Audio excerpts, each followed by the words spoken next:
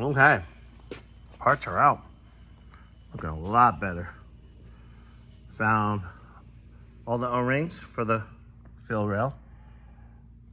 O-rings for the new injectors. So, and then I got help right here. Yes, sir. And then of course got that pain in the butt. What? That guy. So, yeah, we're gonna start assembling this in just a moment, but I will show you as we go. Okay, guys. Well, got all hardware nice and clean.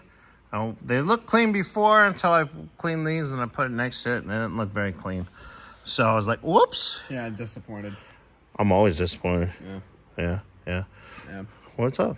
Yeah. What's cracking? Yeah. Yeah. Yeah. You look good? Yeah. Sweet. I don't even know what that is. What is? Oh, it goes like that. That thingamajigger. Nice and clean. All right, so we're gonna start. Got some O-rings on that stuff and got more O-rings, so we're gonna put them in and go from there.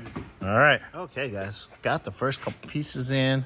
Make sure I oiled up the O-rings so they slide in nicely. So we're gonna put this piece in, that cap, and all those little guys there, and then we can put the smaller one here, longer one there, and then we can put this side on. Then we can start putting injectors in. All right. Hey. So we got all that in. Those are in. I'm gonna put a little oil on those. Then we put the other side of the fill rail on and start putting injectors in. And then this is ready to be put off to the side. All right, guys. All good together. I'm gonna drop these videos off with Bobby, and then he's leaving, and I'm still gonna be here putting injectors in because I want this done tonight. All right, later.